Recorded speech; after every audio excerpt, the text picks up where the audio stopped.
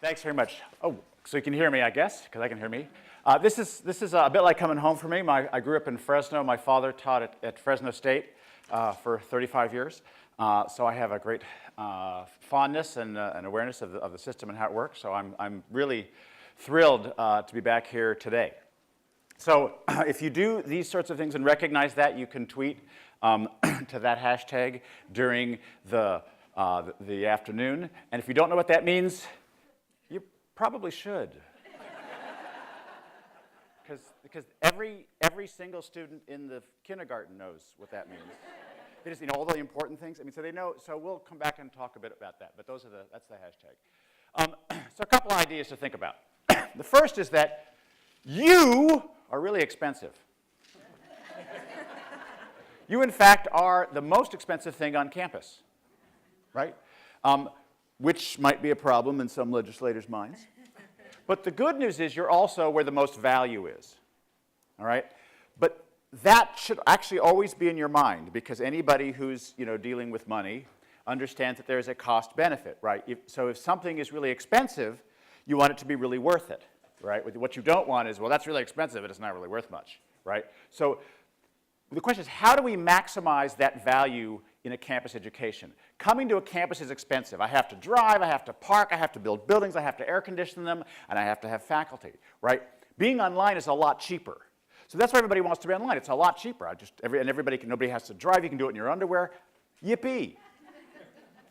If I'm going to have a meeting or a class session where a bunch of people are going to buy gas, come to campus, build parking lots, all of that, something has to happen in that interaction that's worth more than that could have happened online. And so that's what we're going to talk about today, is how do I make more happen there than would have happened in the cheaper online space, right? Now, the research tells us that faculty-student interaction makes the top of the list for every student survey, every kind of research. Faculty-student interaction is where the light bulb goes off. That's where students 40 years later, it was really what changed my life. They never mention courses. Courses are just a traditional thing we inherited. So they may not be essential. You are essential. So the question is not to say, well, how do I have more courses? No, how do I have more faculty students? So libraries and books, lab experiences, research, interaction in the hallway, office hours, all of those things where you can be talking with students and having interaction are of value and expensive, but they're of value, so it's okay. The second is that technology is here to stay. It's like clothes, right? You need them. You don't want to really teach naked, right? Probably doesn't matter so much which clothes you choose, but you got to have some of them. And if you don't, you look really weird. I mean, I actually did. As a dean, I had a nudist on my faculty, and it really was problematic. Because I'm a nudist. That's what I am. And it's like, no, you really can't teach like that. It's just not. He really insisted. He sued us over that he wanted to teach naked, literally. So also remember that, it is, right. You should have seen the guy. No. Actually, the worst bit was not the teaching, it was when he used the exercise bike in the gym. That was really, sorry. Take that image out, wipe it. I know it's hard. Think of chalk, right? Chalk is a technology. So our strategy, we're going to increase the amount of chalk on campus. What would we have? More chalk, right? We don't have more learning. So we're after more learning. And so this question is, if we want more learning, we need technology, but where do we need it? How do we need it? We got to be more nuanced. It's not just about more technology. It's about how do you use technology. So I'm going to insist that you can't not understand how Twitter works, right? That is too essential a part of today's life. But you don't have to use PowerPoint in classroom. I mean, you have to think about what you want to use the technology for. And finally, learning is about change. That learning is not about stuffing them full of knowledge, right? The sausage model of higher education. Right? You are not making sausage. You are not stuffing them full of content and saying, there you go, right? That's also not very empowering, because that wears off, right? Because the knowledge you can teach them today is only what we know today. And there's a lot more learning to come, right? There's a lot of things that you've learned that you didn't learn in graduate school, right? Think if you learned everything you ever knew in graduate school. That would be pretty tragic, right? Think if your doctor only knew what he learned in medical school and then stopped learning 50 years ago, right? You wouldn't want to go to that doctor again, right? So what you're unlocking for students is the ability to change, to grow. And we see this in lots and lots of different ways. It turns out that psychologically, right, Carol Dweck tells us that if you believe that your intelligence can improve, it does. And if you believe that intelligence is fixed, guess what? It's a self-fulfilling prophecy. So the idea that learning is about change needs to be in our classroom. But it's also, it's fundamental. It's not about, because if you just memorize facts, right, then what do you have? You have a bunch of facts you can then spit out. If the facts aren't changing your mental model, they're not changing the way you think about the world, you haven't really learned anything, right? You've just mimicked something. Learning means, oh, I didn't know that. You've given me new information, and now the way I think about that changes. So what you're really doing is increasing the complexity of their mental models. That is the role of higher education, to increase the complexity of their mental model, to prepare the mind for the unknown. That is what you do. You are preparing the mind for the unknown, not for the known. Now, you can't think in the abstract. You have to have the known to think. You have to have some tools to do this. But that's not the end game. That's the process, right? So the other thing is that if all you do is dispense knowledge, your value has just gone down, right? If what your use is as an oracle, right, you might as well be an orifice, because that's all you're doing, right? You are simply dispensing knowledge. The internet is better at it than you are, right? Can you speak 4 languages at once? 100 languages, 1,000 languages? The internet can. Can you do examples and animations and demos, individualized and customized for every student at once? The internet can, right? Do you have lots of different approaches? Do you know all of physics and all of chemistry and all of Western literature? No, but the internet does, right? When we went to school, see, we're confused about this because we grew up in a knowledge-scarce world. So when we went to college, the old people in the room can relate to this. Sorry, young people. When we went to college, it was like, wow, I've just come into the knowledge zone. I mean, this campus is full of smart people and labs and books, and I feel smarter already. I mean, really, it was that palpable because, you know, there was more knowledge here. That doesn't happen anymore, right? Now everybody has more knowledge on their phone than any library. They do. The problem is now that knowledge is rich. The world is knowledge rich. It's too rich, right? It's like carbonara every meal. And that's not good. So what we need is to help students learn how to distill knowledge, evaluate, synthesize, analyze, find the right tool, how to search for the needle in the haystack. Those skills just became much more important. So if you teach content, if you see yourself as primarily a content provider, I'm going to teach you the rules of accounting. I'm going to teach you periodic table. Guess what? You can Google that stuff, right? My daughter, the last senior year in college, she says, Daddy, you're so proud of me. I didn't have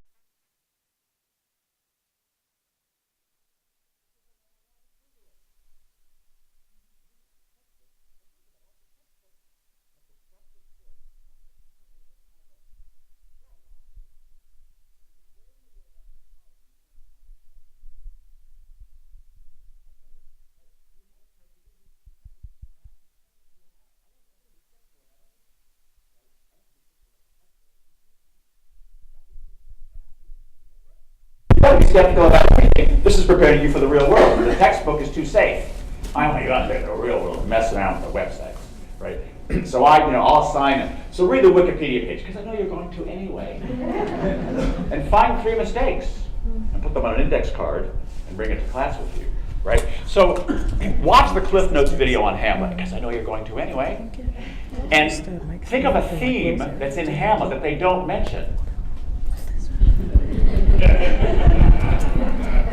Write that down on an index card and argue why that's an important theme in Hamlet and bring it to class with you. Man, Siri's going to have a hard time with that one. And that's part of your job, right? Our relationship to knowledge has changed. Siri knows a lot more than you do. So if all you do is say, you read, I tell, read, you're going to lose on both ends, right? Because it's just useless. It's worthless, right? The point is, when you get this new information, when you analyze this, do you change your mind? Do you grow mentally? Are you able to learn new things? Are you able to find information that is most relevant? So our relationship to knowledge has changed, and we've really got to take that on board, because that's a fundamental change in our world, and it ain't never going back. So, and it's happened overnight.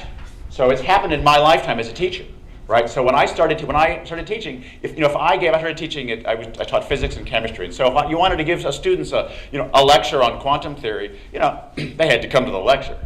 And I was the one who got to tell you, right? Because the book was confusing. Now, there's millions of lectures online from all of my professors. The quantum mechanics course I took at Stanford is online for free. It hasn't changed at all in 35 years. Except that he's no longer covered in chalk dust, and he has a Nobel Prize. But, because he uses a whiteboard. But that's changed. I no longer have to fall asleep in the back of the physics tank to learn this stuff. And again, with all that the internet has to offer, right? Think about MOOCs, right? We're all concerned about MOOCs. I mean, we're big concerned because MOOCs have a low completion rate, right? Well, and who completes them most likely? People who went to college. So think of what they learned in college. They learned how to take courses. Imagine that. But think about it. So if you learn how to take courses, it doesn't matter what the content is so much. I mean, you have to have some, but ultimately, they're all that free stuff out there you can take. That's what you're really teaching. Even if all you do is say, hey, you now know how to take MOOCs. You can go to Harvard for free if you know how to take a MOOC, which I'm going to teach you how to do. That wouldn't be an invaluable skill. Okay, second, our world has changed, and if you don't believe it, let me tell you a couple of stories, right? Social proximity, the meaning of friends, LinkedIn, Twitter. The brain is different, right? We know that we're rewiring our brains. We've been doing it for hundreds of years. Children are smarter. They grow up smarter. They have more vocabulary. They are different than we are, okay? And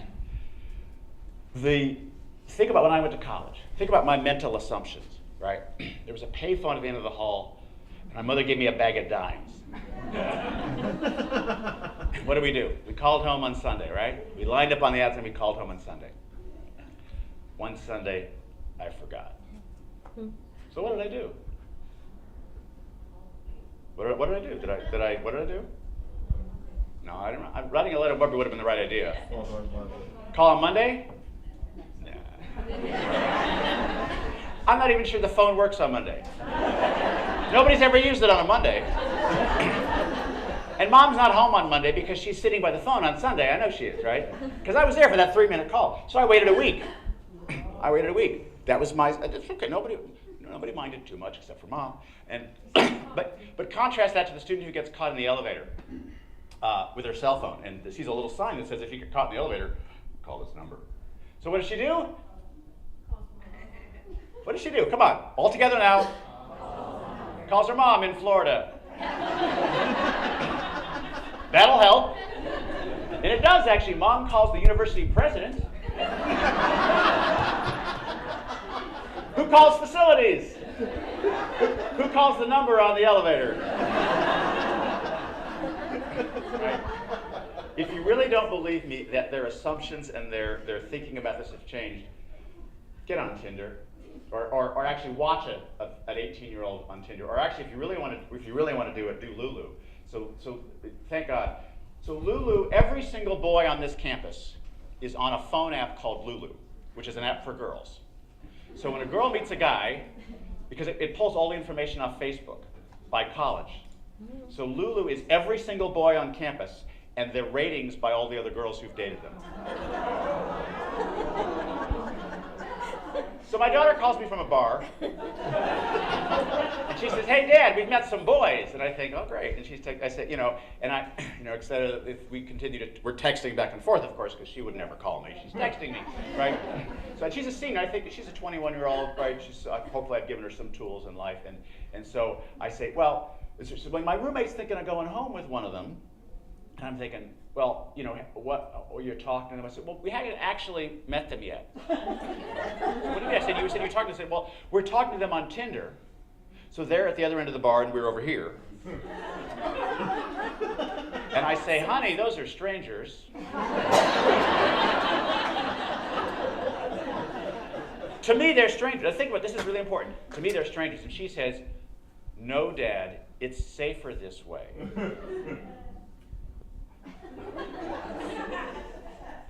Okay, right, this is really bad, because I have no idea what she's talking about. Right? I don't get it. And that's the problem, is that if you think your office hours are a viable alternative for students, no. You're a stranger in there. But if I've met you online, apparently it's okay. So if you're online, you're not a stranger. If you're not online, you're some kind of alien. So indeed, you do want to get them into your office for that face-to-face interaction. But there is a barrier to that doesn't exist online. That they will talk to you on Facebook before they will come to your office, and they will feel safer. And since safe is important, right? Because remember, you're scary. You're weird. In a lot of ways, but you have degrees I never heard of. Your office is like the inner circle of hell. It's full of books. I'm allergic to books, right? I'm the advisor for the Hispanic fraternity on my campus, and I suggested to the brothers that maybe every semester, as part of the academic plan, they visit all their professors in office hours. Literally, the answer was every single one of them. I mean, we'll do it. We'll go to the prisons. We'll pick up trash. We'll do anything. Don't make us. I mean, this was just not a possibility. Now, if I said, hey, how about chatting with your professor online? That's easy. So if you could establish a relationship online first, maybe you can get them into your office. But that's a weird thing for us, right? The idea that dating boys in a phone app in the same bar, right? Get your head around that. It's weird. And it's normal now. And we're the weirdos, right? So social proximity has changed what's going on out there. And the last thing is that customization in gaming is also changing how we're wired and how we think about the learning environment. So the gamers did not think about, I want to create a great learning environment. The gamers thought, I want to sell lots of games, right? But I know that people don't want to read the textbook first. They just want to get in there and mess around and play, right? And they want it customized. So what happens if you're learning anything? Yoga, physics, and it's too easy? What do? You quit. What if it's too hard? What, you're looking for pleasantly frustrating. That's what the gamers call it. That's where the zone is in learning. It's the pleasantly frustrating zone. That's what we're looking for. We actually want to emulate what they do, because they figured out that, hey, if it's too easy, it gets harder right away. If it's too hard, it gets easier right away. And what happens if I fail? Nothing. I start over, right? Just for those of you who are confused, the death is virtual. Nobody actually believes they die, right? You just start over, right? If they fail your midterm, what happens? Oh, actually, that might be real death. I mean, right? So again, it's a low-stakes environment. You're encouraged to try, and a game is actually just a series of little tests. That's what it is. It's a series, but they're not called tests, right? So there's a guy actually who's redesigned his courses to use the vocabulary of gaming. So there are no more assignments or quizzes. You just, in this class, you'll have to go on 5 quests. Oh, that sounds like fun. 5 quests, right? You know. So question number 1, do the odd-numbered problems on page 32. Right? I mean, you know. Okay. You know. But that's the language. Okay, so first I want you to think like, so we're going to talk about each of these things a little bit in turn. So I want you to think like a student, right? So you're in bed at 8 o'clock in the morning, and it is beautiful outside, but you see periodic table on the syllabus, right? So what are you going to do? And of course, remember, the laptop is in bed with you. You think I'm kidding? I'll show you the data in a minute, right? So what are you going to do? You are going to Google periodic table, right? The last thing you're going to do is get out of bed and go to class. Or you're going to look for every possible option not to go to class. So what I'd like you to do, you could do it now while we're talking if you have a device, or I'll show you some examples. Pretend you're a student in one of your classes. Look at the topic you have coming up in a couple of weeks. Look at the syllabus. It's your syllabus. And think, what did I put there? And then that's what they're going to Google, Right? Whatever you wrote there. And so if what you wrote is, is a psychology one and it's this, right, that's what they're going to Google. They're going to look for that. And only they're clever at this than a lot of us. I mean, some of them are not, but they're going to Google and they're going to pull down the video because they don't want to read anything. They're going to look for the video. But you need to know what that is. You need to know what they're going to find, because what they find might be terrible and it might be good, and it matters, right? So, but they're also good about things like this, right? This is Yale, and so they're going to say, well, gosh, there's Yale is interesting. Ooh, look, econ. I have econ this morning. I don't want to go to econ. Oh, that's the course I'm in. Look, I don't know if this guy's a doofus. Maybe he has a Nobel Prize. But all I know is that it takes me about 3 clicks, and there he is in front of me. And God, he's just as boring as my regular professor. Oh, crap. But wait. He's got wood paneling. I mean, right? Again, you don't know how they think, right? You want to know how they process. And I don't know how they think.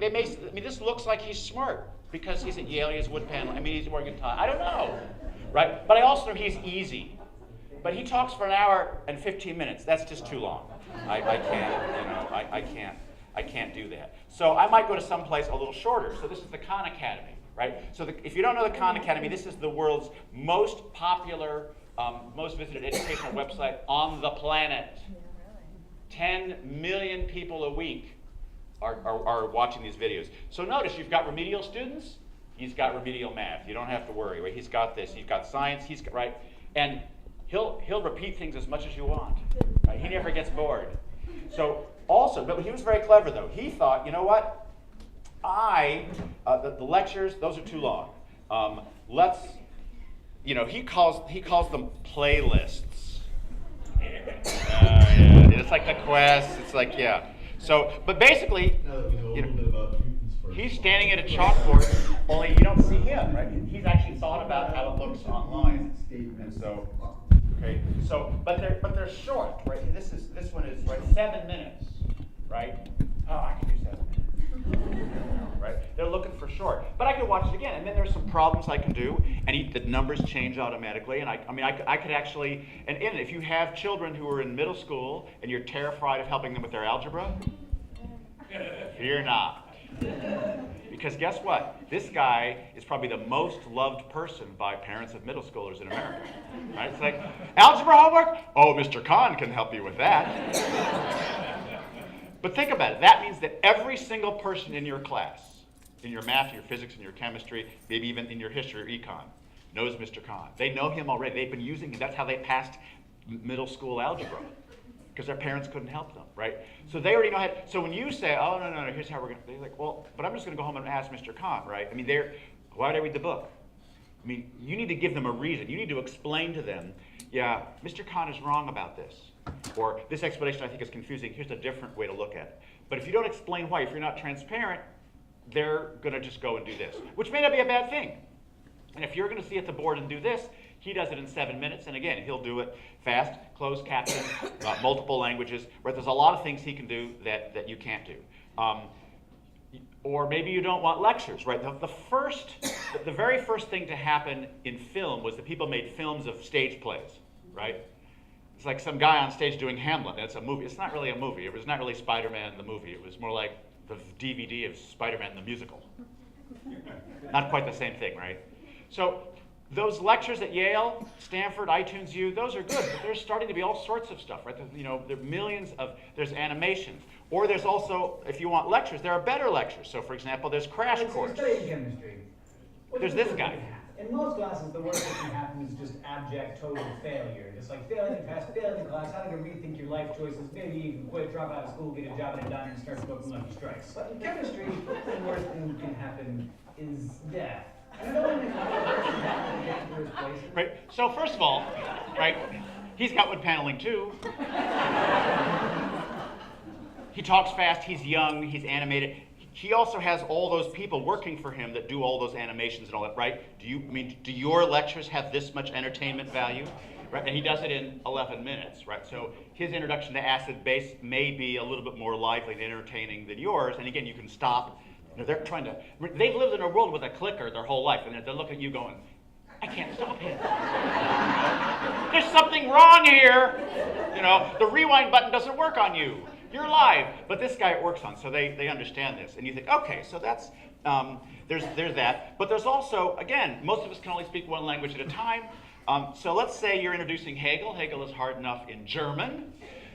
Your students maybe are native Spanish speakers having a hard time with the English version of Hegel. So that's okay. There are plenty of content in other languages. So there's hay un sujeto comunicacional. right. So maybe my introduction to Hegel, you could have an English version or a Spanish version, and you can find these on this website. I know here you probably don't have any Spanish-speaking students, but if you, and again, I'm not suggesting that you don't conduct your class in English, but I am suggesting that the introduction, hearing a concept in your native language might be useful. And again, it's the idea of being multivalent, of giving different choices to students and saying, you know, there's a reading, there's a book, there's a video, there's multiple languages. When we go to Merlot, you'll see that they have thousands and thousands and thousands of languages. So then it's like, okay, I have my lecture. So student looks at the syllabus and he sees Charlemagne, Tuesday morning, 9 o'clock. Let me get out of bed now. Right? No, they're going to Google that and they're going to get this. Do you do this? Do you dress up? Closed caption, right?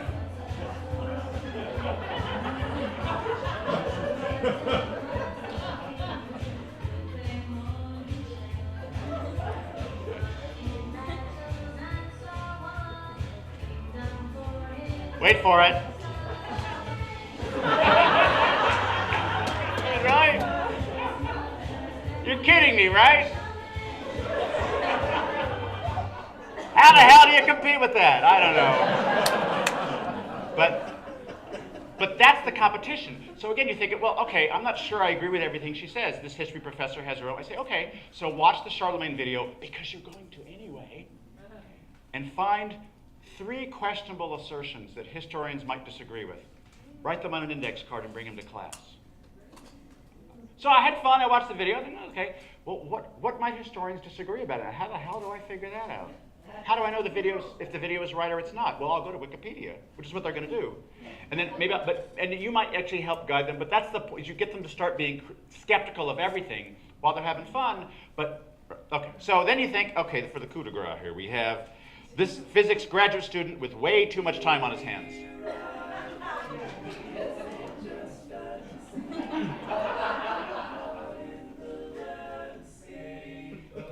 And he's singing all the parts for the musicians in the room.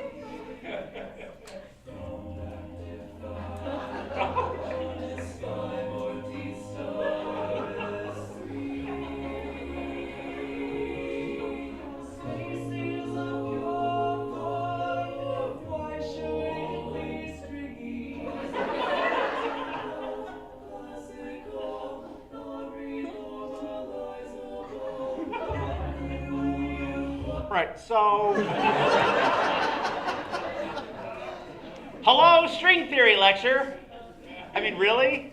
So, I mean, there aren't just a couple of resources. There is just an overload of stuff. And again, I will mention edX, because this is an $85 million project from Harvard and MIT. So this is the first 15 of 157 classes available right now. So look at the universities, the instructors, right? That is the Robert Keegan who is teaching this course. You could be in his class, right, named after his most recent book. Classes from Cornell, classes in computer science at Harvard, MIT, other countries and other languages. There's one in Korea, right? So physics, right? Again, Korea, maybe you have a Korean student or two who's in your physics course. They might have the option of doing, right? So the idea that you're the oracle, that you have all of the information. So what I'm going to do is push some of that out into the bedroom where they're sleeping or whatever, and say, can I use some of that information for them? But I also think that some of this is better than lecture, right? That you actually, there may be better ways to get information. And again, it's more multivalent. You can do different things at once. In fact, a podcast is even better. So what I suggest is that if you have an interesting explanation for how you do something, you should do it on a podcast that lasts 3 or 4 minutes and then do redundant examples. So here's an example. This is me talking about the blues, and I used to give this lecture, so I would do this. I would say, okay. You'll notice there is something musical to mark every... This is the 12-bar blues in my jazz course. Different happens. You're all going to learn the 12-bar blues this morning, okay? I'll count it for you. 2, So 3, we're going to count to 12. 4, 5, 6, And these 12 bars make up a chorus, 8, 9, and you'll hear a little 10, 11, getting to the end, right? 12. New chorus. 1. Starts over. Okay? Two. So you're going, okay, I got it, or no, I don't got it, because I didn't play trumpet in high school. So I'm going to give you a couple of more examples. 7. But I'm going to teach to the middle. I'm going to wait until 90%. I'm not going to do, if I wait till every last person has this, the people who got it 10 minutes ago were bored, right? So we all, good teachers, teach to the middle. But we all also teach to our favorite examples. So that's one of my favorite examples. But you're going like, I just don't like that kind of music. You think we'll find the blues? Well, how about bluegrass? So this is an alternative example. 4, But if you like bluegrass, you just got a little more interested, 7, right? You're a little more motivated now because I'm using an example you understand. 11, 12. Same, Chorus. 1. right? And you're going, oh man, bluegrass, that ain't my people. I just can't handle that. It's just like, no way. And so I think, okay, here's an example for you, right?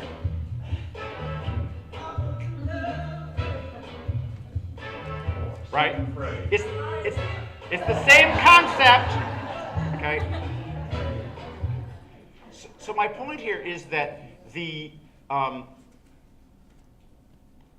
that a podcast can be and should be redundant, right? Because you don't listen to every example. So I used to talk about the blues for 40 minutes, and I'd give a couple of examples, and then we go home.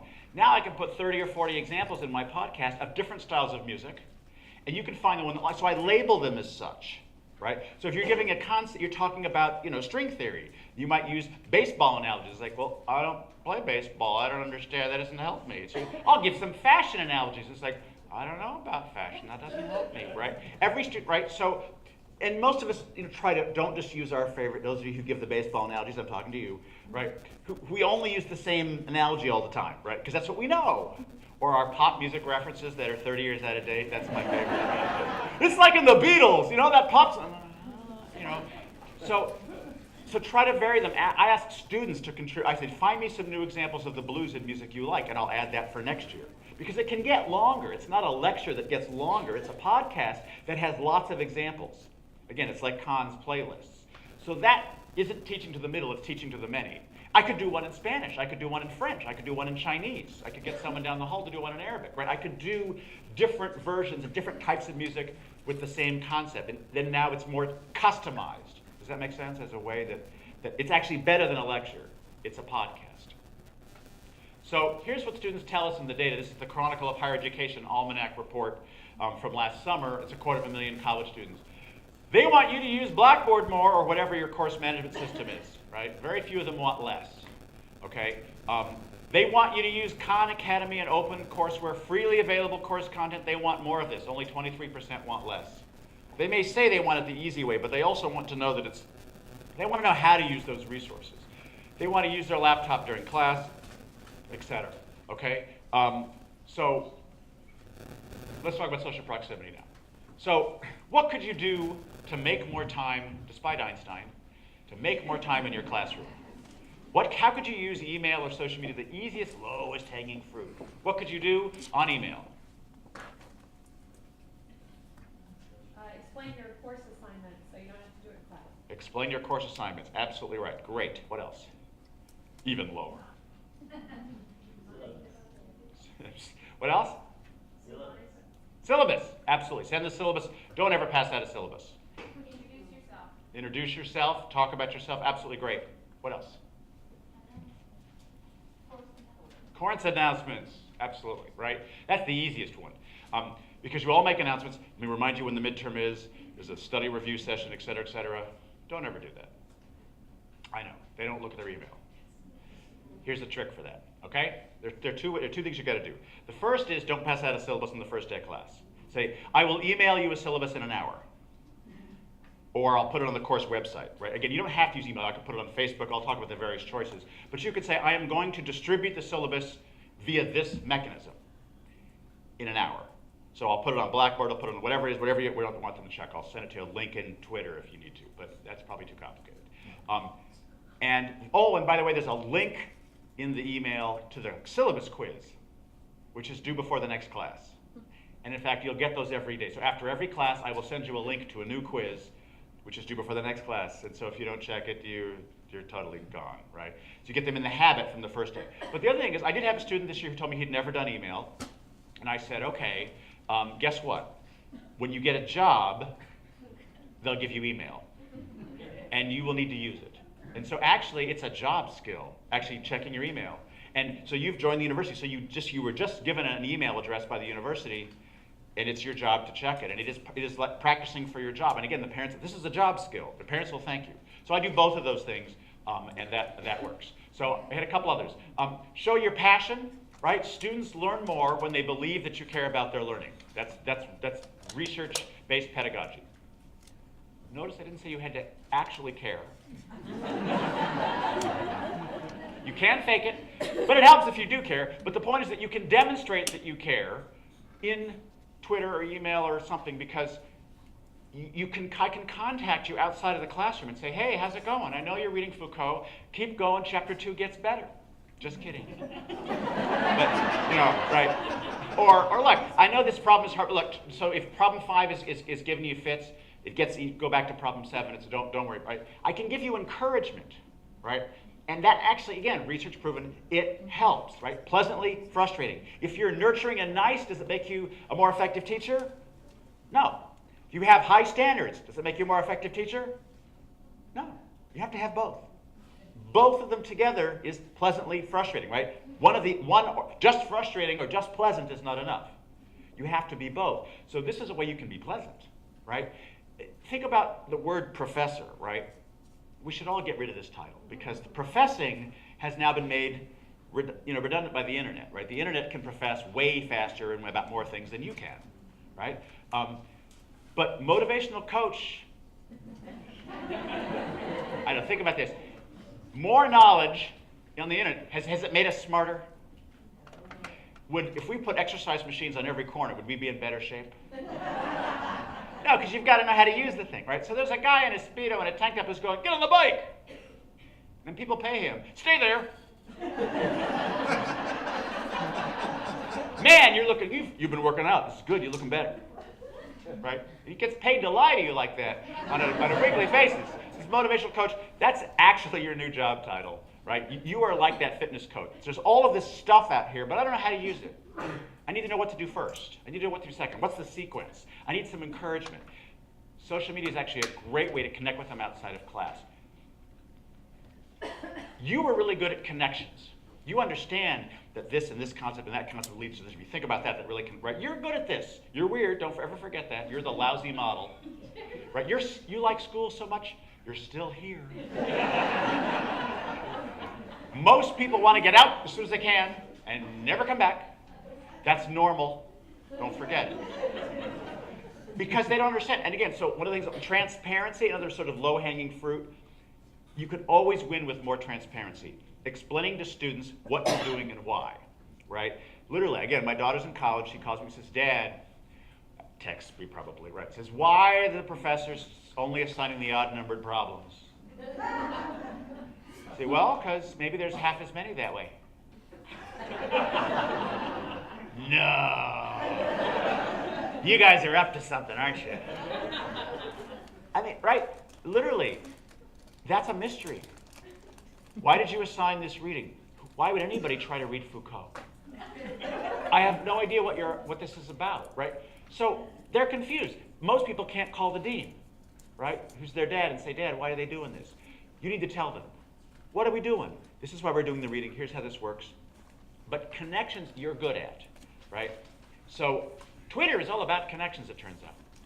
Right? That's what it's about. It's about connecting these different things. So let's say, okay, here's a hashtag. I'd like you to tweet once a week something you find, anything in the world that connects to my course. I don't actually care what it is, because what you're doing is you're thinking that my course exists outside of this room, and that's good.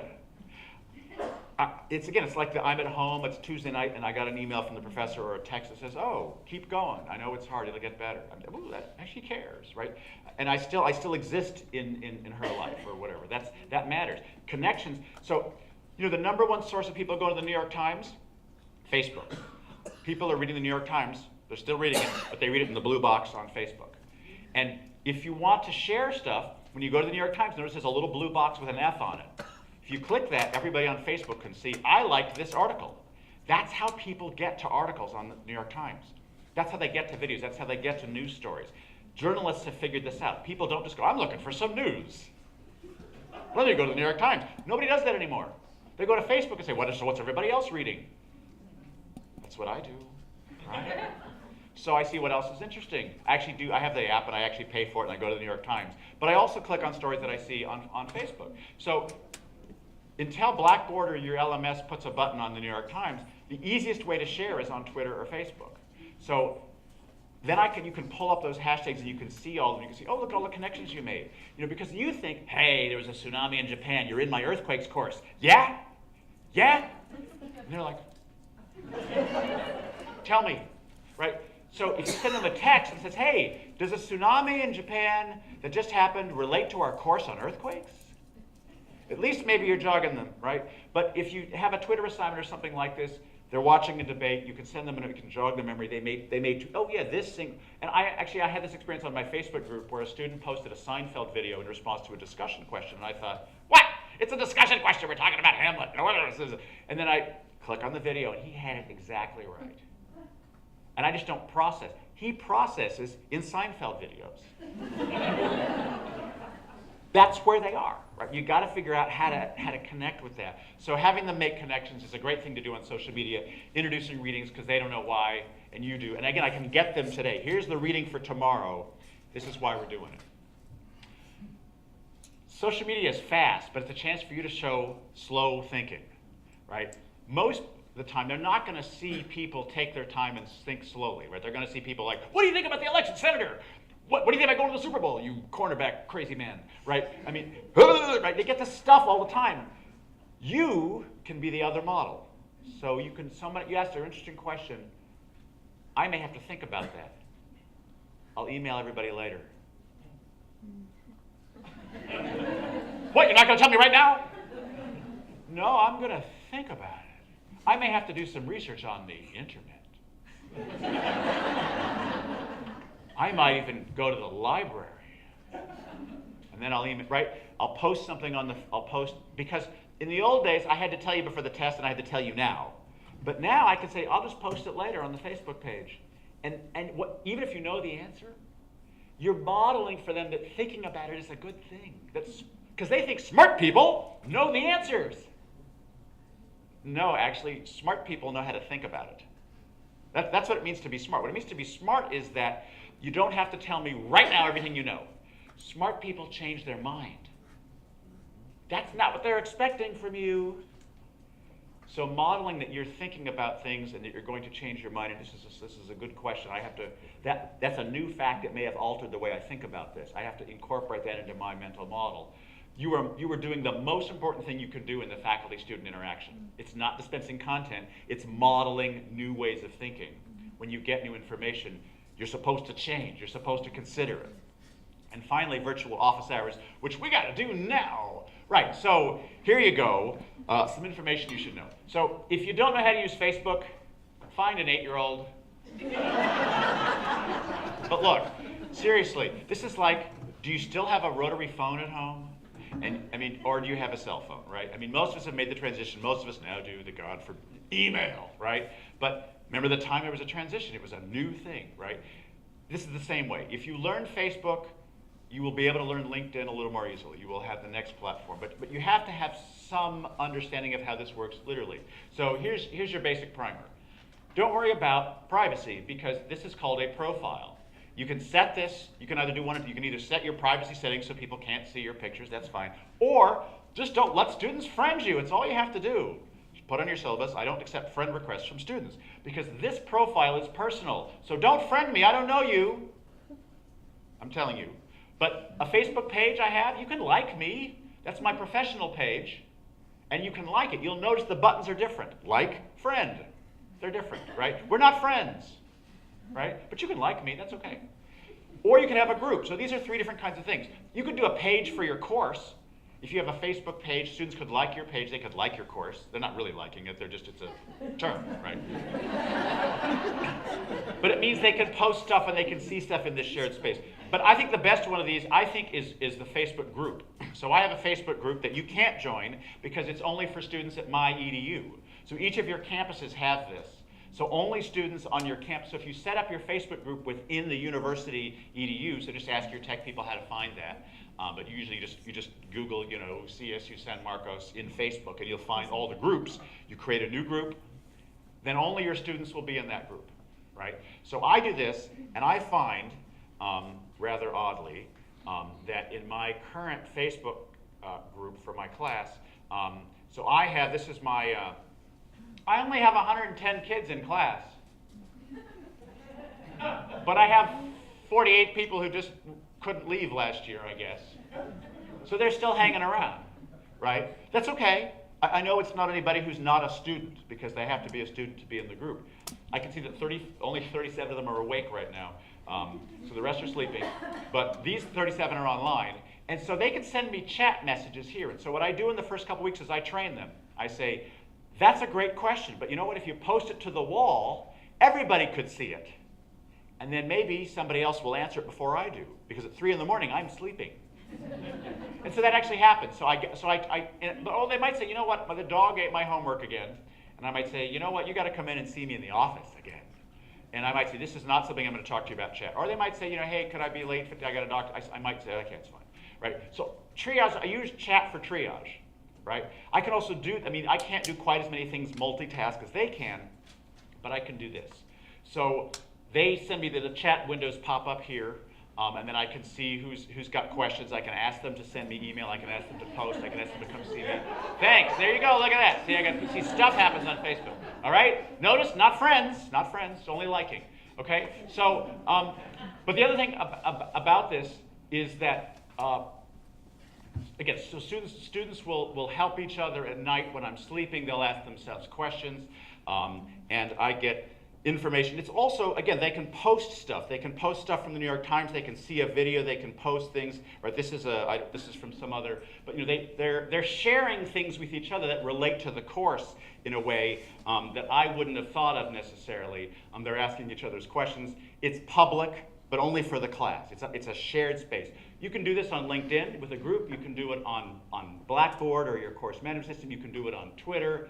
Twitter's a little bit hipper, but a little harder for people over 30, right? It's a little bit harder. It's not that much harder, but if you're new to this, I would actually start with Facebook. But I would also ask my students, where are you hanging out? Where is the place to do this? Where's the place that you want to be doing this sort of activity? Okay, so let's go back to this. So, all right. You could also text them. This is a group. If you don't have 700 students, this is a group text app on your phone. So that means you have it with you, which is cool because it means you're at the basketball game with the students or the football game. You say, hey, something just happened. Let's think about our constitutional law. Right? What might the Supreme Court say about this? Or hey, is the band doing something geometrical? Right? Whatever. But partly I'm connecting you with the outside world because again, remember your classroom is not Las Vegas, right? It's not what happens here stays here. But that's what they think. They think, oh, it's the ivory tower, right? Classroom is kind of hermetically sealed. And you want to break that down. You want to get them to realize that the stuff that you do in class relates to everything around. It's about connections. And so these are different ways to connect with students outside of class and to help them, to be friendly, to do all those things. So my suggestion, this is in the middle of the handout, if you have the green handout, is that you should replace your office hours with an e-communication policy. It should include some physical hours. And they probably shouldn't be in your office because it really is a scary place. So maybe in the coffee shop or some other place where there's free Wi-Fi, right? But you want to have a policy sort of where students can find you. Okay? So the first thing is, how will you communicate? How do I get in touch with you? That's because some of us is like I'm using the same template I used, in 1985, right? So it's like my office is here, my phone is here. Oh, email, yeah, we just added that new thing, right? Now there's all this other stuff. So are you on LinkedIn? Are you on Facebook? Do you take friend requests? Do you not? What is your policy? Just tell them. You can say I don't take Facebook requests, or I don't do this, or I'm not on that. I don't do email after 9. Just tell them, right? So create a schedule for yourself. You know you. If you're not a morning person, just don't tell them when you're going to be online. The best thing you can do, again, one easy thing you can do for students, be online the night before an exam or the night before a paper is due. Just an hour. Say, I'll be online from 8 to 9. I'll be on my Facebook group if you have questions. And then you'll catch a lot of stuff that would have happened the next day, and people will ask questions. And again, once you get away, they'll still do it. But again, you're showing you care. Really, students, I have a great email from somebody at Georgia who did this. I was at this workshop a few weeks ago. Said, "Oh my God, it worked!" You got all these fan mail from email. You really must be the only professor who really cares. Because he was online for an hour. It's really that easy. But also let them know. Then they won't send you that annoying, "Are you there? Are you there? Are you there? Are you there?" Because they just do this. Right? It's that repeat. Send again. Because if you say that you're going to post the study questions at 10 o'clock on Saturday morning, oh my God, don't wait till 10:01. Because there is some anxious student out there going, it's not here, it's not here, it's not here, right? So create a schedule, right? Don't do everything, right? You don't have to do it all. Just pick one. If you're new to this, Facebook's not a bad thing. It won't be perfect, but the next one you'll be better at. If you can handle Twitter, that's cool. Do a little more. If LinkedIn is a very professional site. That's really the safest way in a lot of ways. I only suggest Facebook because A, they live there. I know they say they don't, but they peak. They do. And it's also it's the granddaddy. It's the biggest. A lot of them are there. LinkedIn, you have to convince them they need to go do that, and it's one more thing for them to check. And part of the reason you're doing this is because if you put it on Blackboard, they won't check, right? They live on Facebook. So now the other solution to this would be for all of you to use Blackboard all the time. Then they would all have to be there, because if every single class is using it, that actually works as a strategy too. So I send an email twice a week, the day before each class. So Monday, Wednesday for Tuesday, Thursday classes, and I tell them that, right? I establish you will get an email from me on Monday and Wednesday about the readings for Tuesday and Thursday, because why would I bother on Saturday? No one's that prepared, right? I know what they're doing on Saturday, and it's not my reading. Sunday works. I often do Sunday afternoon. We actually do live lab on Sunday afternoon. So we have 2 to 5 departmental office hours on Sunday afternoon from 2 to 5 in the lab, and it really works. So one person is on call, and so in the journalism lab and the advertising studio, we have somebody there. You can come in and get help, right, from a faculty member for a couple hours. Think about that model, right? At the present, each of us designs our course, delivers our course, and supports our course. If you were a doctor doing that, you'd be on call all the time, right? So when you complain to me about email, oh my God, just throwing our kids, it's like, that's because you're trying to do it all by yourself, right? Doctors figured out, I can't be on call all the time. I'm going to share in a practice. And then one designated doctor is on call each weekend. Or for Saturday, are you on call? I'm not on call this week. Yes, no email, no Facebook, right? That might be the model. So the chemistry department, right, has an open hour session on Sunday afternoon, and one person's on call each week. It doesn't have to be you. Somebody else might be able to answer those questions. So we're going to see new faculty models because there is too much email. Also note that if you only do email, then when they send you an email, you have only the response of answering. You can't say, I'm going to post it on the Facebook group. And again, that triage is important because I want to move them off of sending me email or chat. So I'll send them back an email and say, great question, post it on Facebook. Because that way, everybody will see it. Either I can answer it and everybody can see the answer, or somebody else will answer it. But if I send you an email, you might ask me the same question an hour later. And I'm just going, really, I can't do it right. It's totally infuriating. So limit the amount of time. Do it for an hour here or an hour there. Do it in a public board so that everybody can see what's going on. Or do it on a wiki so then there's a record of it and students will share video. That also works too. But part of this is I'm trying to keep you sane, right? Which is hard these days. So there's a template on the handout. Take a minute to look at that or read these. These are some examples of e-communication policies or parts of them. Notice the 2 different strategies up here.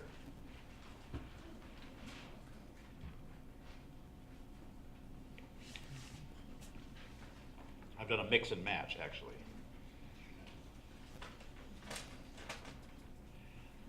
So I respond to email within 24 hours. That's just who I am. Yes? So you're virtually in a Google Hangout as a video, and they can watch it, and you post Right, it? so you can do, so Google Hangout can be live streaming like Skype. Anybody can they can watch, they can come in. So I'm like, hi, here I am. Any questions? And people can chat or send questions, whatever, I'm just there. But yeah, I can then, at the end of it, if I want, I can then save it as a video and then send it in. So if you missed the Hangout, you can come back later. So with my Hangouts, I was having trouble with only the first 10 students could log into the video and ask questions, and then the rest, they're watching in a live stream link in YouTube, but I'm only able to have 10 students at a time that are actually talking to me. Yeah, so again, what I would do is I would combine it with some kind of other device like Facebook chat. So as I'm having people send me questions verbally or other kinds of ways, so not everybody's in the room at the same time. You can probably, the university can probably pay for a service that will allow more people in the room. You know, there are a number of other software packages, you know, GoToMeeting, et cetera, et cetera. That's just the free one, and yeah, they're all doing this now. They'll give you just this much for free.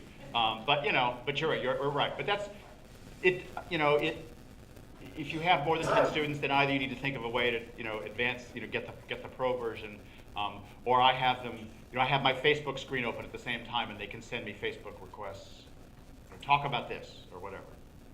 And I do when I do webinars. I do webinars for Wiley, and I have that. So I have 6,000 people sending chat all at once, like But I'm talking at the thing, and people are sending me chat requests that I kind of sort them. Yes. I have two questions. One, do you have a personal and a sort of professor Facebook Yes. account? So I have one. Now again, you could do 2 profiles. I don't think it's necessary because the way my profile is set up, all you can see is my picture. Now, if you don't want to see I could change the privacy settings so all you see is my name and that blue head, But I let you see my picture, and maybe it's got a dog in it or my wife sometimes. Okay, fine. But it's just my picture. But my professional page you can only like. So I do keep them separate. And you can log in as either or. You can post as either or. But when you create a group, you have to create the group as yourself.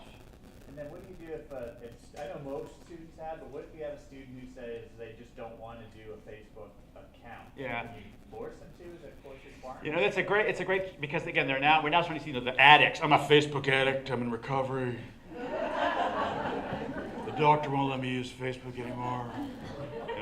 So there are some, I do encounter some of those kids, and so I say, okay, so again, you could either, do it in another format. You could do it on link. You could say, okay, so you're going to miss these bits, but except for the kind of discussion bit, anything I post, I'll post a link in Facebook. Hey, there's a new study guide up, but I put it in Blackboard too.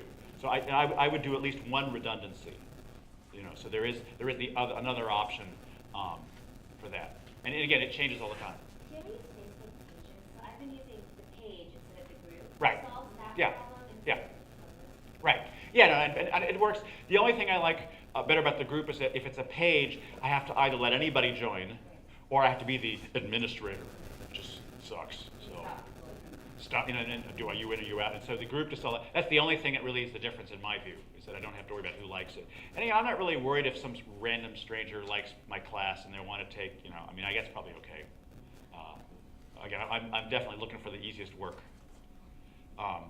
Okay, so these are some strategies, but again, you have to have a strategy. You can't ignore this world, or you look like you don't care. So here is some data. Think about this next time you want to contact your students on their cell phones, right? So this is always, or doing this, and this is, rarely, right? So in bed as soon as I wake up, almost everybody. In bed before I go to sleep, go back, okay. I went back too far. Okay, wrong button. So look, only 15% don't have their cell phone in bed with them. Then if you're in the restroom, okay, people. So you're teaching Spanish, you're thinking, hey, how about some new vocabulary today? What are you doing now, right? Think about all the useful things you could do. Right, they're texting while driving too, so they actually use I'd rather them in the restroom, but no. So don't ask anybody to borrow their phone if you can help it. All right. So now let's talk about games. All right. So this is smashfact.com is the place where you can go and do these, but I'm going to demonstrate a couple of games. So I used to give drop the needle exams in class. I'd bring out records and I'd drop the needle and say, hey, who's that, right? And that took up a lot of time. Now I do this as a game. So I tell the students, so when you come to my class on the syllabus, is you're going to go to iTunes U, and you're going to download these 2 games onto your phone, your laptop, whatever device you have. You can play all semester, right? Now, if I were giving you, it has different levels here. Remember, so a game has, right, it's going to adjust to your level. So we're going to start, because everybody's like, oh, I don't know music. I never took a music class before. I'm going to fail. What's the instrument? Pretty basic, huh? Good.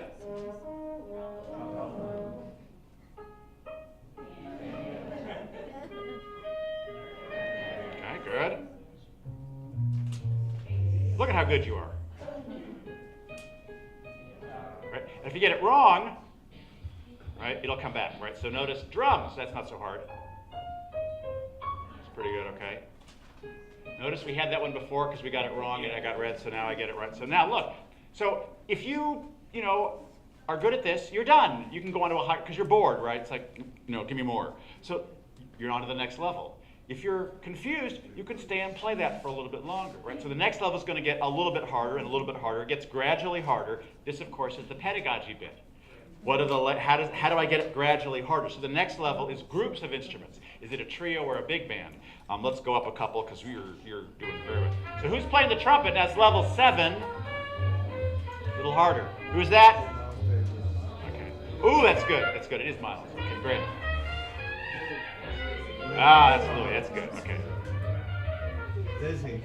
There you go. Look at how good this is. That's by default. You got okay. Good. Look at how great you're doing. Okay. So there are 32 levels. You have all semester long. Each level is worth 3 points. It's worth 10% of your grade.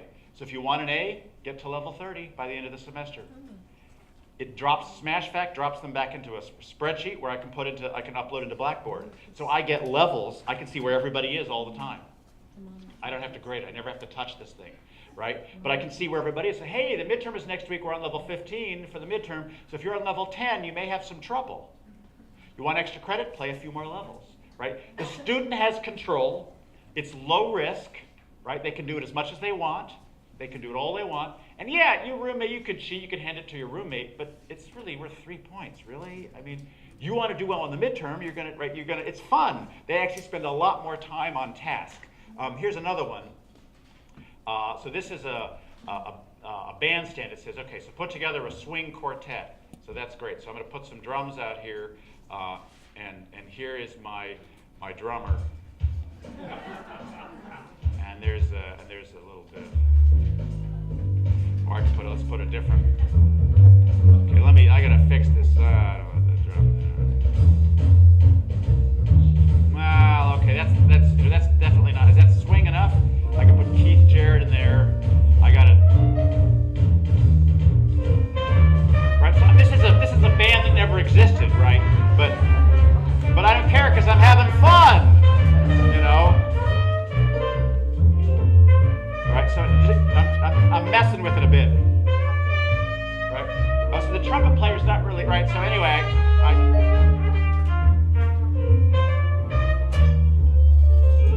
see now it's a little right. So I want them to play with genres. But part of what I want them to do is to do. I have some fun, mess around, see what it sounds like. Mostly, I want them to spend more time on task, right? Just listening and playing. So you have a couple of choices. First is if you want to make your own game like that, you go to smashfact.com. You sign up, it's free, and you can put anything you want in the middle. So if you look at those examples, you'll see there's a Spanish language one here. There's art history. You can put whatever you want, and it's just quizzes, right? But they're not quizzes; it's a game.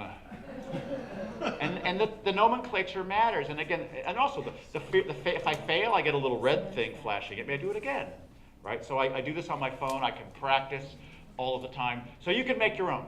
Or you could say, well, I don't have time for that. So, okay, if you go to Merlot and you type in jazz history, you can take those 2 games I showed you for free. You can have them. Your students can have them, right? I've already done all the work. I just give it away, right? And that's what Merlot is. Merlot is a site than other faculty who have done games or animations. So if you think, is there a US Constitution game? I don't know, there might be, right? Go find it. So, I can type, I type something in here. Oh, I didn't show you, I have to show you the languages, because look at the languages I could choose. Right? So maybe your students, I don't know how many Acadian students you have, but there they are, right? Audience level, you can search for all kinds of things. But it's also, this is a juried site, so this isn't like Google where you get gazillions of hits. You only get 400 hits for DNA, but you get the editor's choice. But look, it's the first one. It's from some scientists that we can trust.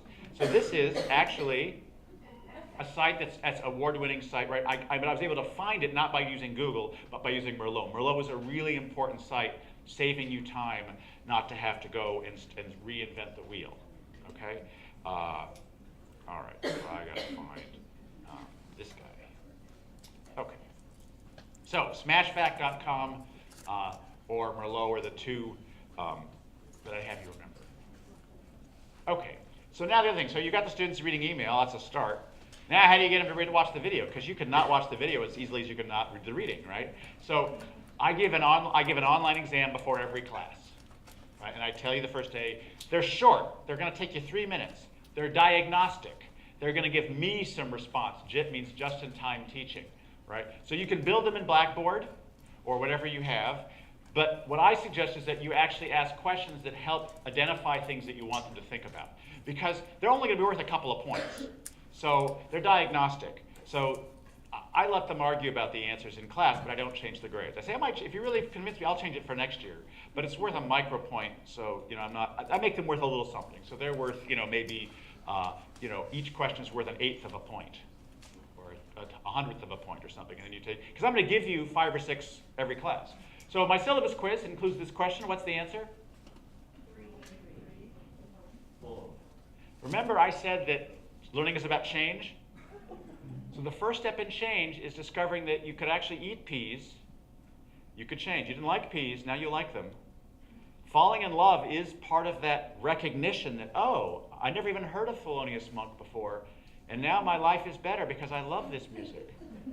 Something I discovered. It's not the same thing as, can I tell you how many albums he has? I actually like this. So I said, I want you to discover something you love in my class, and then prove it to me. Right, by explaining what you fell in love with, and again, how many albums doesn't help me. What happened in here? So yeah, and how about number 6? Yeah, we do that too. So my final exam is actually going to be name 10 genres that we talked about this semester, swing, bebop, cool, and then for each one, name a new question that scholars have not yet asked. That's all you have to do, then you can go. I tell you that on day 1, so now you go, wait, okay, so I got to learn stuff. I got to know what the question, I got to know what's going on. But what I'm really trying to figure out is what's a new question. I'm looking for how do I do well on the test? How do I find the new question? So you could say, hey, I got a new question. We could do a taxonomy of bebop saxophonists by shoe size. Oh, did I mention that I will use my judgment to determine the quality of the question? So quality is an issue too, right? So that's just not a very good question because nobody cares. There's no relationship between shoe size and ability to play the saxophone, right?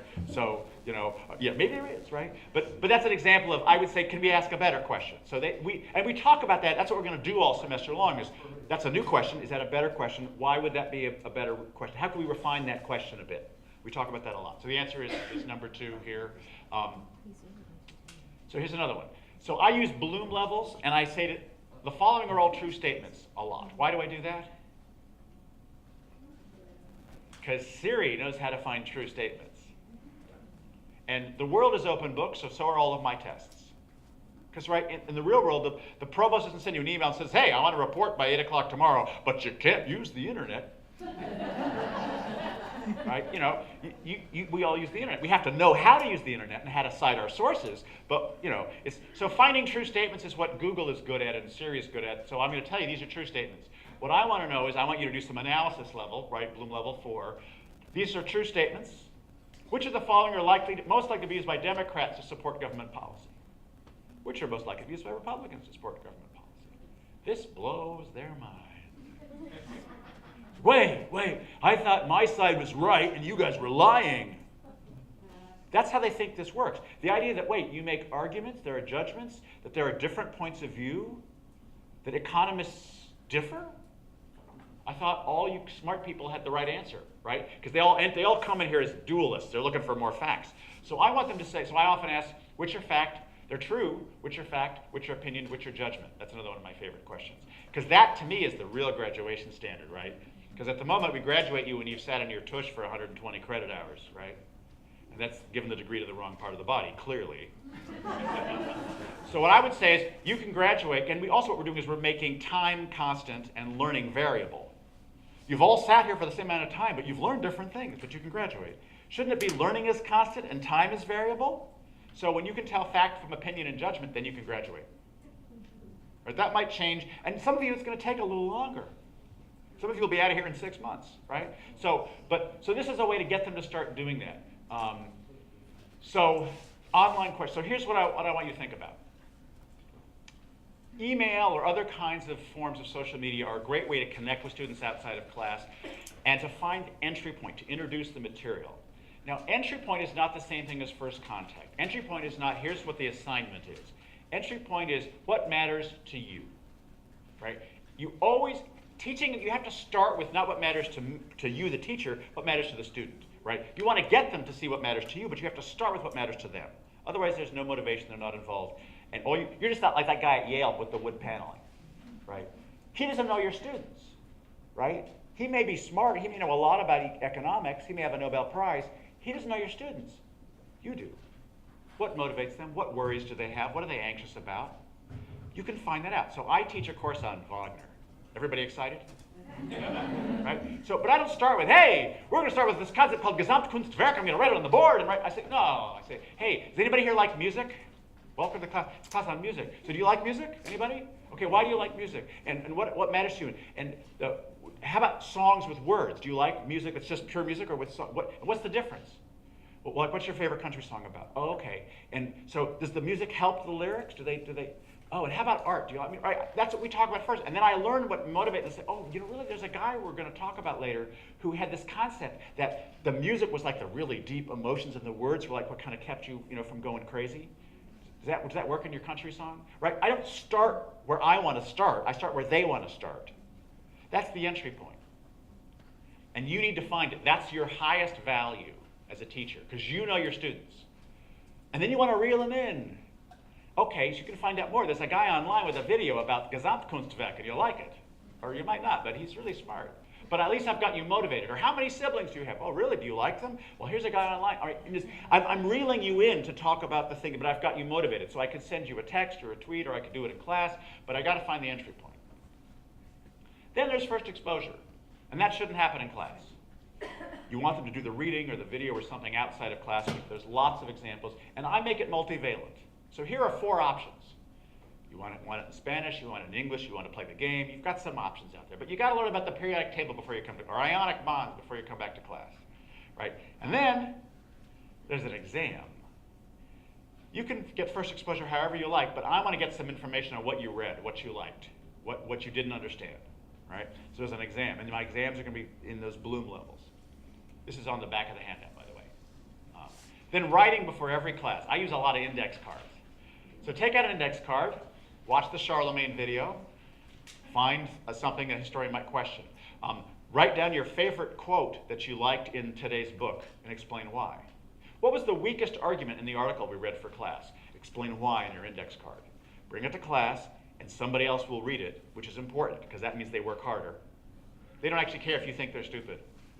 But if my roommate thinks I'm stupid, that's not acceptable. So they actually do more work if you tell them you're going to pass it around. So to have an argument with your neighbor, so your neighbor now has to find a different perspective on Hamlet than the one that you brought, right? Or rebut the argument that you made, or do something, but they're writing, they're reflecting, it's the first thing they do. The other thing I do is I have them, or I can do an assignment. Maybe it's not writing, it's, okay, I teach arts entrepreneurship, that was that Facebook group. So you're a ceramicist, you're musicians, you're dancers, so you've got to think of a list of stuff you could sell, because I want you to make a living at this. So think about all the things you could do as a painter that you could sell. So not just paintings, but like dog portraits, right? And then maybe make a list of these things, weddings or whatever, and then now we're going to do some pricing. So maybe they come into class and say, okay, so let's do a pricing. Now you're in class, you got your lists, great. So now figure out how much they cost, and how much could I sell a dog portrait for? How do you find that out? It's called the internet, right? Go try to buy a portrait of your dog and see what the other painters are charging. And sure enough, Now you can price yourself. Now everybody's got your list. Now everybody, I'm going to give you 20 minutes. Try to sell as much stuff as you can to your neighbor. Go! And everybody gets up and run around and say, oh, I didn't bring a price list. Like, oh, well, you can sit over here and watch. All this fun going on, all this, or this noise and messiness going on. And that works usually. They remember the next time they have to do it. And then I collect the cards to take attendance. So I don't have to grade them, but they're good. They know I'm going to see it. There's something that happens there. But some kind of assignment. But then in class, there's a surprise. There's some kind of challenge. The conditions change. So I'd like you to prepare a 10-minute presentation for a meeting in New York for the next class. Thank you. We do this online. We ask questions. Then everybody brought their report. Great. It's on your index card. Great. Okay, now the meeting has been moved to Japan. You have 15 minutes to change your report. Welcome to the real world.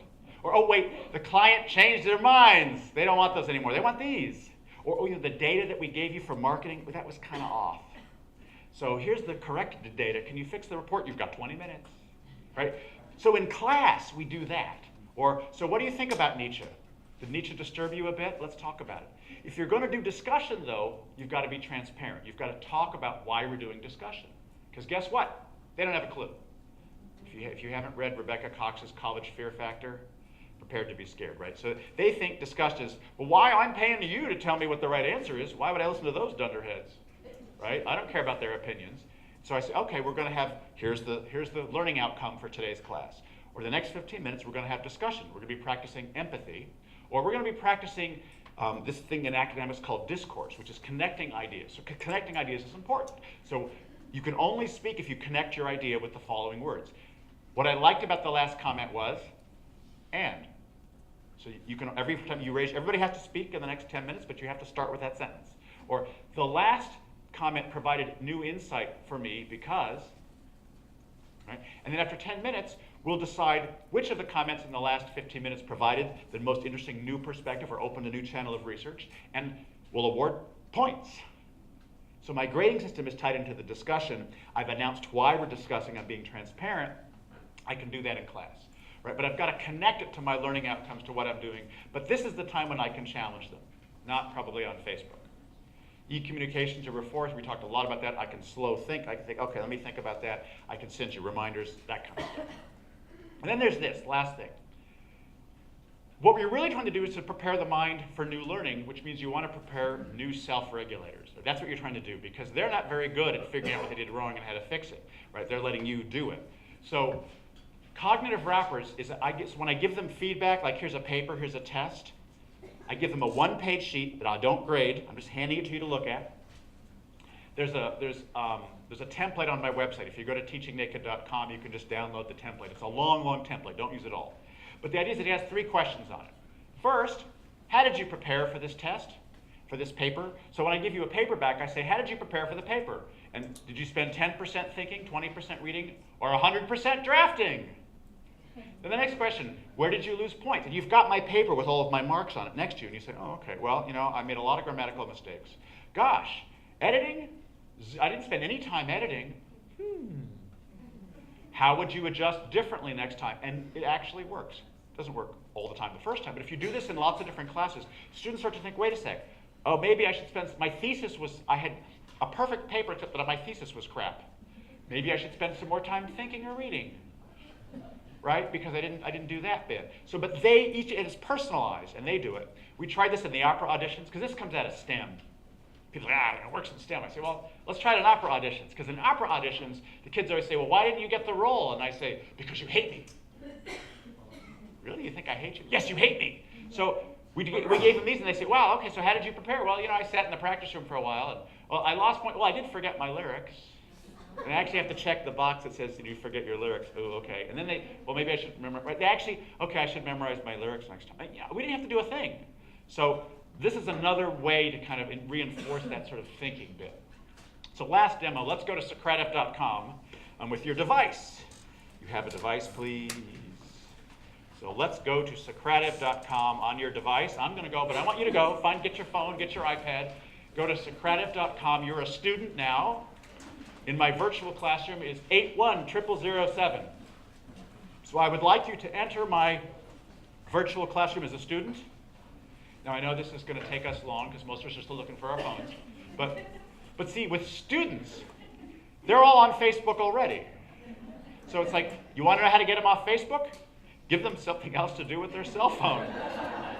You know, as my daughter says, she says, Daddy, if you see this, nobody's crotch is that interesting. Everybody's on text or Facebook. You know. So go to Socrative, enter my class. If you really want to be, I don't want to be a policeman, right? I became a teacher, not a cop. But if you really want to do something with their phones, my best suggestion for you is get one of those plastic shoe racks you can see through and hang it on the door, and have everybody put their phone in when they come in, and they can watch their phone. Because then you can see it, right? And they're blinking, and it's kind of distracting, but it is kind of fun to watch them go. The phones are safe. You can see it. It's okay. I'd rather they just use their phone. Remember they said 60% of them want you to integrate their phone into class, so we're just doing it. So go to Socrative.com. As a student, enter that room number 81007. And then look, I could give you all sorts of questions. I could ask you various things. I'm going to do a short answer and say, I would like you all to write a headline for today. Okay? Type it in. You're the editor of the school paper. And so tomorrow you're going to run a story about this session, and I would like you to write a headline for what happened today. Right? Notice headlines are critical thinking. I didn't call it critical thinking because that would blow your mind. But I'm asking you to summarize and be pithy and witty, and right? I'm asking you to do critical thinking. So write a headline. If you're not in, come to the classroom. And so look, notice they don't, they're anonymous, right? I can't tell who did it. Notice you don't have to be physically in the classroom, right? I could do this during the basketball game, okay? So I could do this the night before a test. Say, what is the thing you're most having trouble with and you want to talk about on my Google Hangout? Right, I could do this in addition to something and say, there are all sorts of things I could ask. So, okay, so type in your headline, and notice we can see them. Come on, folks. These are supposed to be headlines. Pithy, interesting, informative. Now we're talking. Okay, good. So now I'm going to say, look, so now I can go and I can vote on responses. I can say, vote on your favorite. So now we'll see which ones which question are you having the most trouble with, and you can vote, you can do stuff, right? So this is a nice little system. It's free. It works just like that. I just showed you how it works. So that's the credit. If you can continue to do that, I'll go back if we have time and show you the results. But clickers, right, work this way. But this, I don't need a clicker now. I just use your phone. And again, it works outside of the classroom.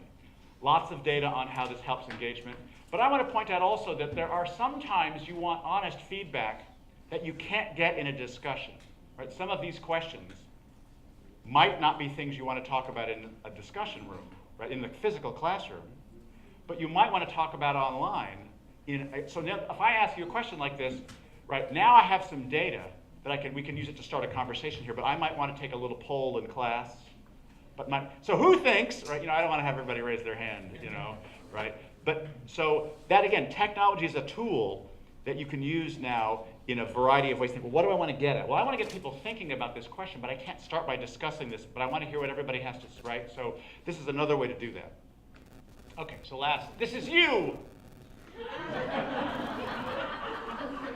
You're a Buick. I mean, it's beautiful. It's beautiful. Come on. Look at those white walls. Look at that trunk straps. You're beautiful. But you know what? There are these new things called Datsuns and Toyotas. And at the moment, you're not terribly worried about them. The Mook things, because look at that crappy little Datsun. Look at that. They doesn't have hubcaps. Nobody's worried. And they're a cheap piece of, But look, 20 years later, Datsun becomes Infiniti. Toyota becomes Lexus. You're still a Buick over here. And this is what happened, right? So if you keep doing what you're doing, at some point, the online learning is going to get much, much better. And remember, at least the Datsun cost money. It was cheaper, but it wasn't free, right? So whatever your price point is over here, do the math with me, you're infinitely more expensive than the free product. So if you want students to pay for you, you've got to offer them more than just what they can get online. And to me, that's massively better classrooms. It's thinking about what you do in the classroom that's not just making sausage or delivering content. So I took all the computers out of our classrooms, partly to make a point. We put these e-nooks in. The faculty called them the diaper changing station. Whatever works, right? There's no other computer. There it isn't over in the corner. This was a business seat. It was like one of these classrooms. It had the desks like in business schools. But we left the raking because we wanted to do cheap. We just took out the chairs and we put these chairs. We also put little rubber stoppers here so the kids wouldn't launch themselves into the next row. You know, health and safety insisted. But notice they have 2 cup holders. But they spin around, right? So people like to say, get into groups of 4 now, and they just whoosh, and they're done. It's cheap, right? So we have new technology, and it means that thinking just got more important. Yay us, because that's what we do. We teach thinking. If you teach content, you just got devalued. If you teach thinking, your stock just went up. Oh, but wait, course design just got more important too. Most of us weren't trained in that. A list of syllabus topics, that is not going to cut it. They can get that online. Integration just got more important. Is what I do in my English class and my philosophy, are those things all related? Are they all going on? That's where the value is, because we're an integrated product. We're a university. Because otherwise they say, well, look, I'm going to take your course, but I'm going to take this online physics course because it's better. Right? They're going to disaggregate. There's a lot of talk about disaggregating. We want to prevent that. We want to integrate what we do. So you can't disaggregate our product. No, we teach critical thinking over 4 years, which means our sophomores do it better than our freshmen. If you mix your freshmen and your sophomores together, you know what you're saying? We're just making sausage. It's just content. It doesn't matter what sequence it is. In the rest of the world and every other country, you can't pass into the second year if you can't demonstrate that you can think in more complex ways. They have progression. In America, we have the buffet model. So what does your institution do? What is your unique value proposition? Are you increasing risk? Are you making them have more empathy? What is it that your campus integrates? What is your unique thing? This is what employers say they want, right? They say, my favorite, complex problem solving with people who are not like you. That's what they want their graduates to do. Google is saying they're not going to hire your graduates anymore. They're testing them for their creativity and their innovation in a separate way, right? So what is it that you're going to do? Are you going to do what employers want, or are you going to make some more sausage? So we talked about a lot of these things. We talked about more transparency to explain what you're doing. I did talk about common language. Again, if you're going to use, if I use critical thinking and you talk about mindful learning, everybody's confused, right? Agree on the campus what you're going to call it, and then label it all the time. That's critical thinking, that's critical thinking, that's critical thinking. Rubrics, these are the easy things. Conditional instruction, this is just an easy thing to remember. You're going to watch the video tonight. That's one theory. That's all you have to do. If I say to you, do the reading tonight, practice your scales, look at the painting. And I say to you, find something interesting in the reading tonight. Look at the painting from different perspectives. Try to play your scales in as many different ways as possible. In a week, these 2 groups are like night and day. This group tried to memorize. This group actually will have remembered more of the reading than you will. Because you're just going to... I told you to try to find something interesting for you in the reading, and you will remember more than they will. So the instructions that you give, that entry point, that motivation thing we talked about, it actually helps them learn and memorize more even. We talked a lot about the pleasantly frustrating, online office hours, and I know it's a lot. So my point here is just try one. Do one podcast in 3 weeks. Do one online, do one little flipped thing and see what happens. It is hard to get them in the habit of the flipped classroom if you just do the one time. It's better if you start at the beginning of the semester and be consistent, but just try it and then do something interesting in class with what you got. So your job as teachers is not to make sausage. Your job is to change minds, to get the soul out of bed. So if you really want to have impact on students, the most important thing you can ever do is say, wow, that's a great question. You may have changed my mind. Think of the power you give to that student. And to everybody else, you just demonstrated that smart people are smart not because they know a lot, but because they can change their mind. What you do matters enormously in our world. But it doesn't matter so much because you know lots of stuff. It matters because you are the role models for what thinking looks like. That is why what you do is hard and why it matters and why I applaud you and admire you for what you do. Thank you.